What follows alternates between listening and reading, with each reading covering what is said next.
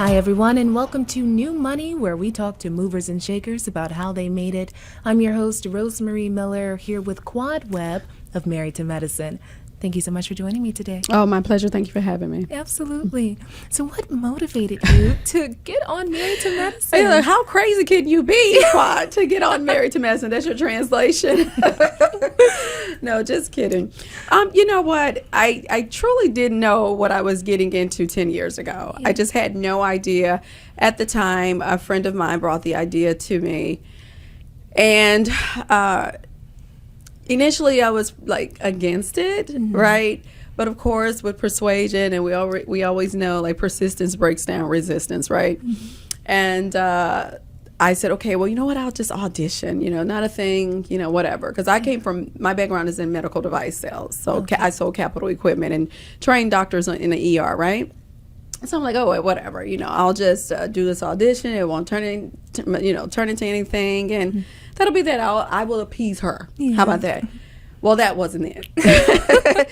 They saw my audition tape. Was like, oh no, she is the gold standard. Seriously. Yeah. And I said yes. And at the time, I was married to my well, now he's my ex-husband. But we decided to sign up, and 10 years later, here I am. Yeah. But take me back. Me back to Quad as a little girl or even a teenager. What did you want to be? You know what was interesting? So here's the deal. Let me show you how much I had my life planned out. So I've always done very well in school. I've always been a people's person. I am very intrigued in reference to learning about things, learning about people. And so I just knew I was going to be a pediatrician. I love children, They're the absolute best people on this earth, right? And I thought I was going to be a pediatrician. I really did. I was like, oh, I'll get a chance to take care of babies, and, I'll have my MD and all of that. And I said, I'll be 26 years old, I'll be married, I'll have 2 kids, and I'll be a pediatrician. Yeah, I don't have any kids now. I'm not a pediatrician. And but life has fared well for me overall. Well. Yeah. Do you ever wish you had pursued it? No, I don't. No. Financially, no, I don't. Financially, no.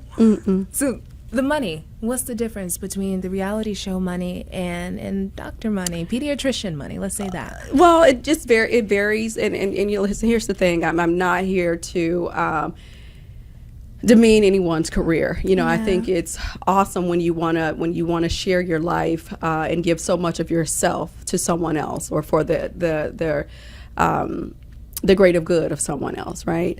And we need pediatricians, we need cardiologists, we need, but when we're talking about the world of becoming a doctor or being a doctor, it varies in terms of the pay grade, right? You are not going to have a nephrologist that makes the same amount of money as a cardiologist or a pulmonologist or a psychiatrist. It's just different, depending on the specialties. And what about the work ethic? Well, all of them have to have a very strong work ethic. You know what I mean? I mean the work ethic between reality show versus a doctor. What's that difference like? Oh, it's a huge difference. I mean, you're talking about being a doctor. A doctor is someone who has someone else's life in their own hands. Like that should be well respected. Doctors make a tremendous sacrifice and give themselves to others to ensue that they have a great quality of life. So it's, reality TV, it's entertainment. Yeah. I mean, I'm not trying to make it like it's frivolous, but it's definitely, it has nothing on becoming a physician. Right. Yeah. So what are you doing to kind of give back, to be a service in the world? Oh, that's good. So for me, I am the face of a neonatal group called Millennium. Again, I was able to merge my passion for cells and the community and children, and God just had it to happen where Millennium was like, hey, this is what we want to do, and it's in line with what you're already doing and what you like. What can we do together? And so I'm really grateful for that opportunity. And I was speaking to Dr. Heavenly earlier, and she kept honing in on God as well. Oh, absolutely. Did you grow up Christian? Yes. You did? I'm from Tennessee. I'm from Mississippi. I know. So you know how we go. I mean, listen, we're Southern women. We come from the Bible Belt. I don't know where I would be in life if I didn't have faith. I could not imagine my life without God, right? I know it's probably unpopular, but this is who I am. People say, oh, you should have, car insurance and health insurance and life insurance. I say you should have God as your insurance. Yeah. And that's my staple. That's what I stand on. So what do you do? How do you practice your religion? Is it church? Is it just daily prayer or devotion? Not just, but daily prayer or devotion. Well, definitely there's meditation involved. Definitely prayer time, reading and studying the Word of God. For me, I do a lot of praise and worship. God has just shown up in my life in a multitude of ways and have helped me get through some very difficult times. I see those difficult times all over you right now. You're thinking, and I'm grateful. I some of the things that I've endured in life, if I didn't have God, I couldn't have gotten through it. Yeah. I couldn't have. It would have been impossible. Things like what? I'm not going to talk about it. But I appreciate you probing. I understand. And I understand the power of God. I really do. Yeah. Wow. Well, let's talk about the money. Well, we needed to take care of our families. We do. And we needed to also be a service to the community as well. How do you plan on investing your money?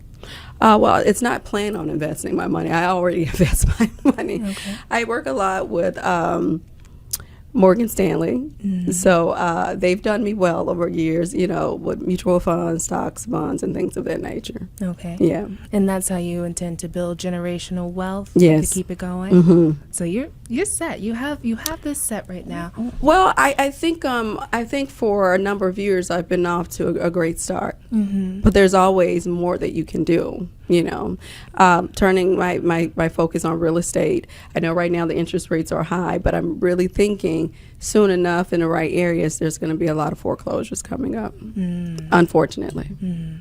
So who do you trust? Meaning? Who do you trust in life? In life? Who do you trust? You know what? That's a really good question because I have trust issues. Mm. I do. I trust God. But people, of course, human nature, we've all been disappointed. We've all believed in someone or something. We all were like, I'm going to thrust myself into this. This is going to, pan out. This person said that they would do. And, they really made me feel like they, I had, they had my buy-in. And then, people don't do the things that they say that they're going to do. Mm-hmm. You know what I mean? And in that, a lot of disappointment comes about. For me, I have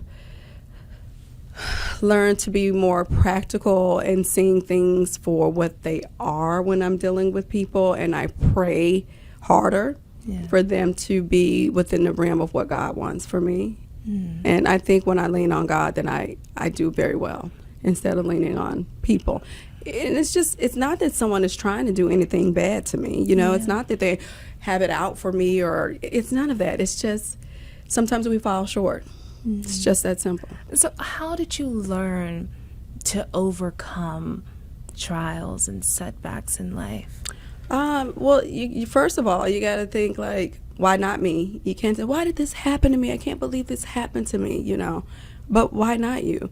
Mm-hmm. And we look at, when we talk about God, we talk about who did he really use? And not saying that people who are already of means were not important, but, God used some of the people that people threw away, cast aside, looked over, looked past. And those were the people who were his strongest messengers. Mm-hmm. So you have to look at it like that. And that's the mindset you take through. Absolutely. Why Absolutely. not me? Why not me? And I've been through some things. You've been through some things. For the good and the bad, why not me? Why not me?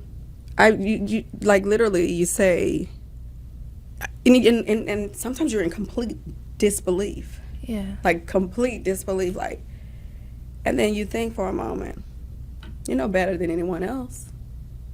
Why not you? Yes, it can happen to you too. Mm. What are you going to do? Are you going to turn your back on me? Are you going to curse me? Are you going to denounce me? Or are you going to stand steadfast in your faith? Faith still works. It does. It does. But the thing about God says all you have to do is have faith of a mustard seed. Do you know how small of a mustard seed is? Do you? Oh, I know. Do you know, right? I know. Yes. So imagine, I think about, because I cook a lot, right? You do it with the cookbook and all of that. And I think, and I cook with mustard seeds, right? And I thought, man, like, I have a huge bottle of mustard seeds. Oh, God says for me to have this one. And I would challenge people who are going through some things right now. Let's do a little experiment. All I want you to do is just go to the store, go to your season and spice aisle, and just buy, if you can, just a small container of mustard seeds. I want you to take a look at that. And then I want you to take one mustard seed. One mustard seed. And I want you to put it in the palm of your hands. Yeah. And just see how small that mustard seed is. God said, if you have that, then there is nothing I won't do for you.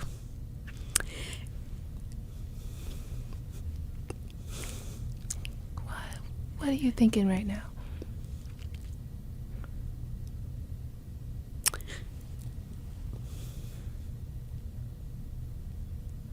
I'm grateful for his promises. I am truly grateful for his promises. So I want you guys to know, don't be sad. This is not that.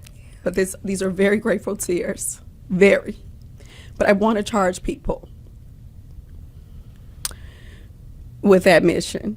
You may be going through something right now. Who knows? Life might not be looking the way you envisioned it. Things may not be going the way you want it to. There may be hardships, right? There may be confusion. I just want you to have that one mustard seed. I promise you, that's all you need. That's all you need. I don't care what it looks like. And it can be bad. You could be hurt to the core. But if you have that faith of one mustard seed, I promise God is going to restore you, replenish you. And trust me, he's done it for me. Thank you so much for joining me today. Thank you. Stop it.